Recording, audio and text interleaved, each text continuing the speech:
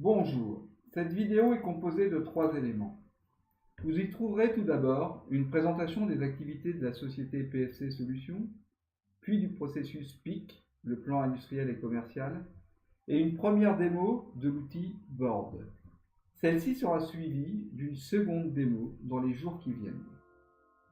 Nous en profitons aussi pour vous souhaiter une excellente année 2017.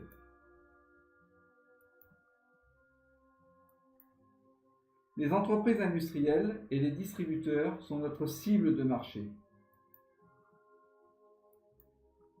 Nos solutions sont personnalisées, c'est la raison pour laquelle nous vous présentons l'outil Board.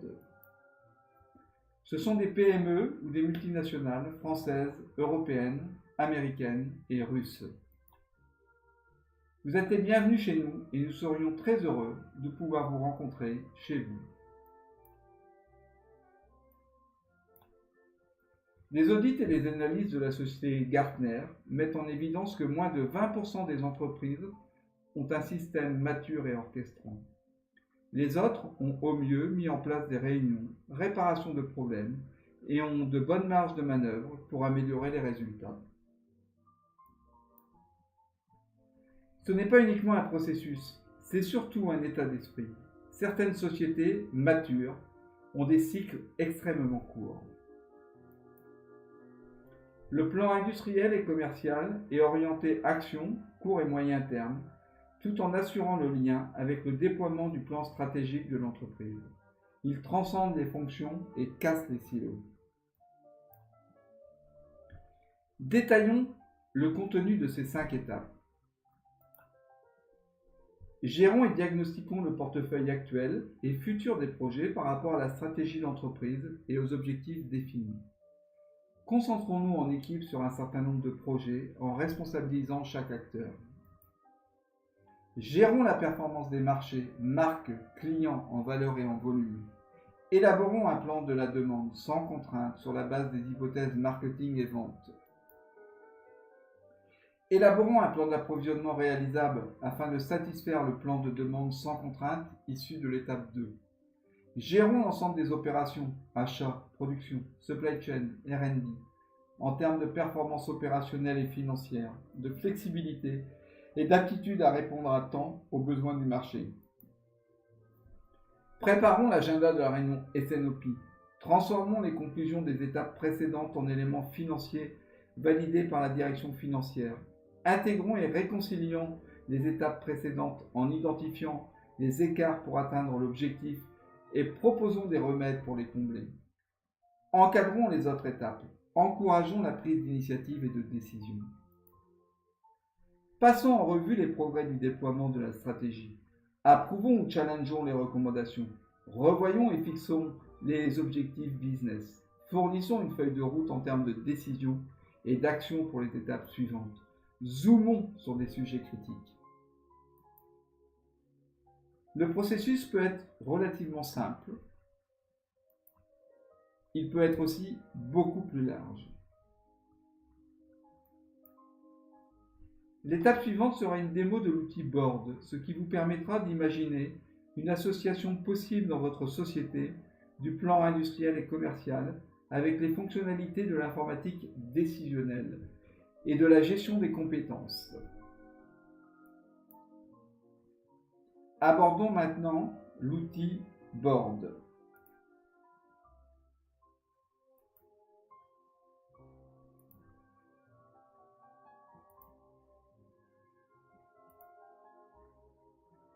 Donc nous allons maintenant utiliser cet outil Board.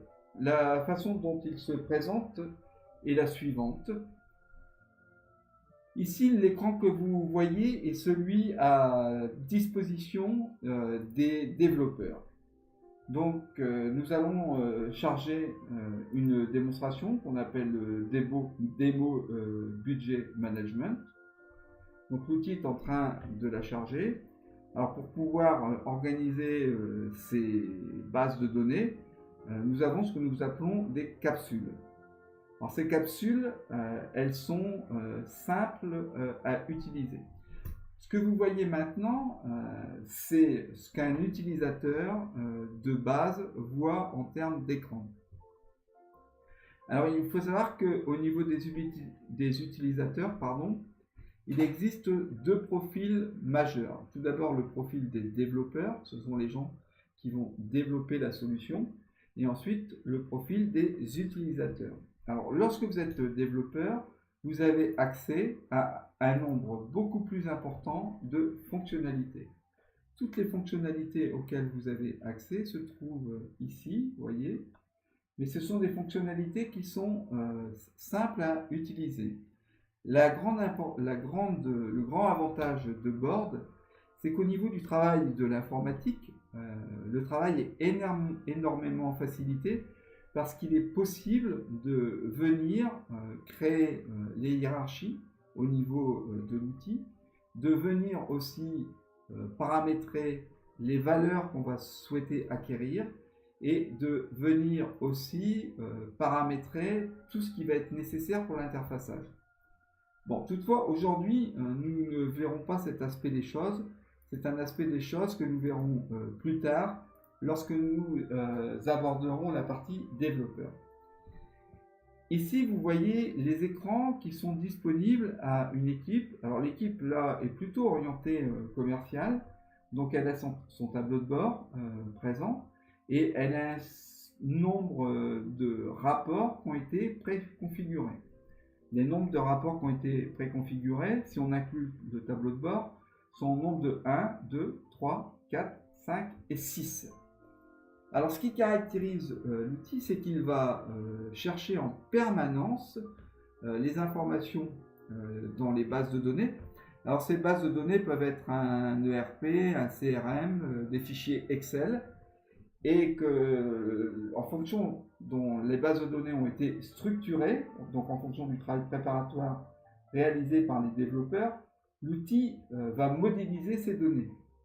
Alors, l'autre avantage aussi de l'outil, c'est qu'il peut travailler en cycle, en processus. Alors, revenons maintenant comprenons ce qui se trouve derrière les différentes données.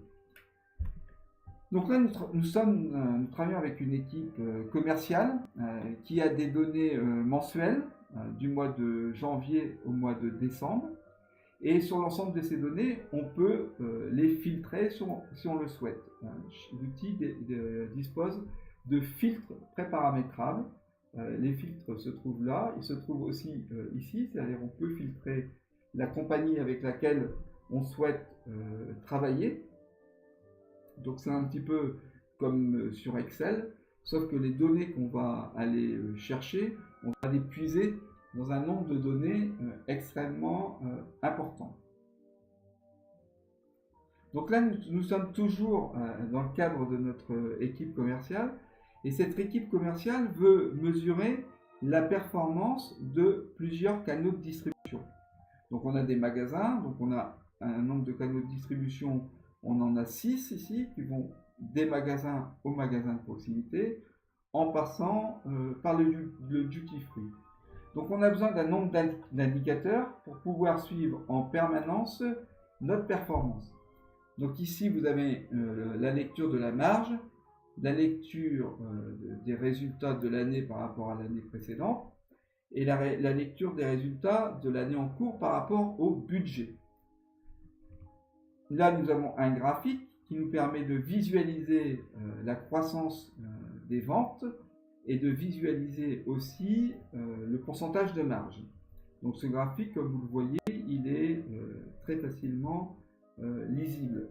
Ici, nous avons un diagramme en camembert qui nous présente les résultats par société, par compagnie qui constitue le groupe. Là, nous voyons un tableau, et sur ce tableau, nous avons des indicateurs qui ont été préparamétrés, qui nous montrent si, en fonction des résultats ici, des différentes forces de vente, nous sommes plutôt bien placés ou plutôt moins bien placés. Donc, ces résultats sont tous paramétrables un par un. Alors, l'autre particularité de l'outil, c'est qu'on peut aller zoomer, par exemple, ici, pour Brian, qui est notre responsable de zone, on peut aller regarder sa performance de façon beaucoup plus détaillée, c'est-à-dire on peut aller voir sa performance au niveau du canal magasin, au niveau du canal vente en direct, au niveau des magasins, du canal canaux de proximité. Donc ça permet de faire un focus extrêmement rapide. Alors les autres onglets que nous avons vont reprendre des informations toujours issues de l'ERP, mais on a la possibilité de les présenter de façon différente. Ici, par exemple, on fait une analyse régionale. Nous voyons que les pays avec lesquels nous travaillons sont la Suisse, l'Italie, la France, la Grande-Bretagne, l'Allemagne, le Benelux. Et on est capable d'avoir, comme précédemment, un certain nombre d'indicateurs qui nous donnent les mesures qui nous intéressent.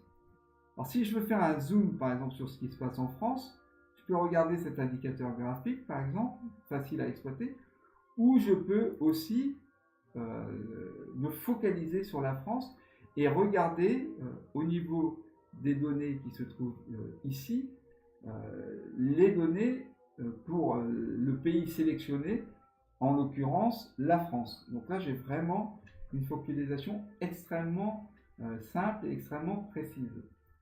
Alors l'outil ne se limite pas à la mise en place de tableaux de bord, bien entendu. Je pense que ça c'est la base. Ici nous allons voir une analyse par client, donc encore une analyse graphique, mais on peut aussi faire une analyse géographique. Ça c'est quelque chose de puissant, parce que dans le cadre d'une analyse géographique, nous voyons les résultats avec l'aide d'une carte. Et une carte est toujours beaucoup plus parlant qu'un grand tableau, quoi. Donc ici, si je regarde ce qui se passe en Angleterre, donc je suis dans la zone de Darlington, je vois client par client, enfin point de vente par point de vente, quels sont mes résultats pour ce qui concerne l'année en cours, l'année précédente, est-ce que mes indicateurs sont plutôt positifs ou pas, c'est-à-dire quelle est ma croissance et quelle est ma marge. Donc ça, c'est quelque chose que je vois de façon extrêmement rapide. J'ai la même chose pour l'analyse produit, c'est-à-dire qu'au niveau de mon analyse produit, j'ai tout de suite une lecture de mes résultats et je vais pouvoir aller dans le détail de ces résultats.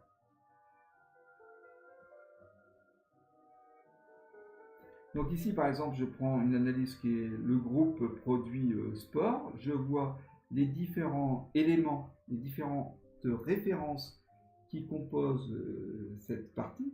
Mais s'il y a une référence qui m'intéresse en particulier, par exemple, si je suis intéressé par une référence, prenons celle-ci qui est les produits de beauté.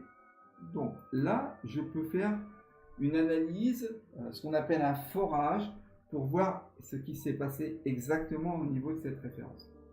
Donc cette analyse, je peux aussi la faire au niveau de ma performance, ce que j'ai appelé ici Sales Performance.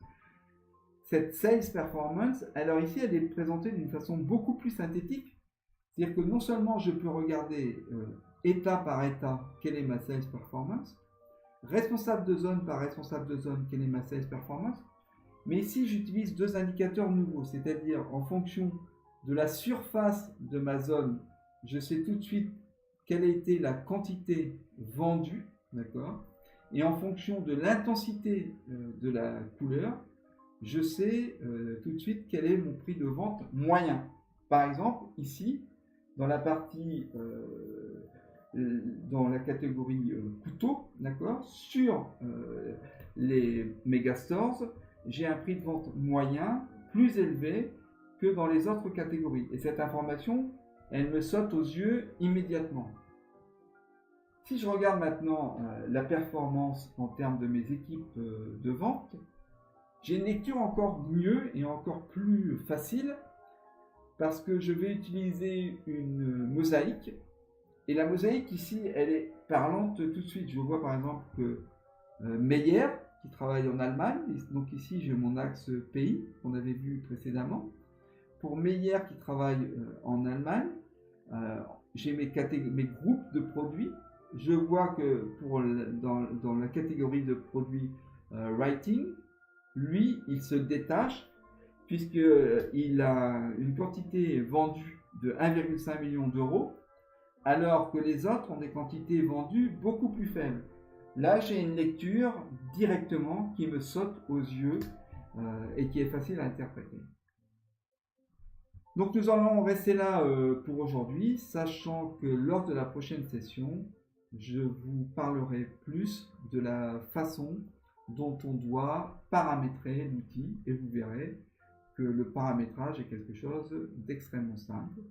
Je reste disponible pour toutes les questions que vous pouvez vous poser. Je vous souhaite une excellente journée. Merci, au revoir.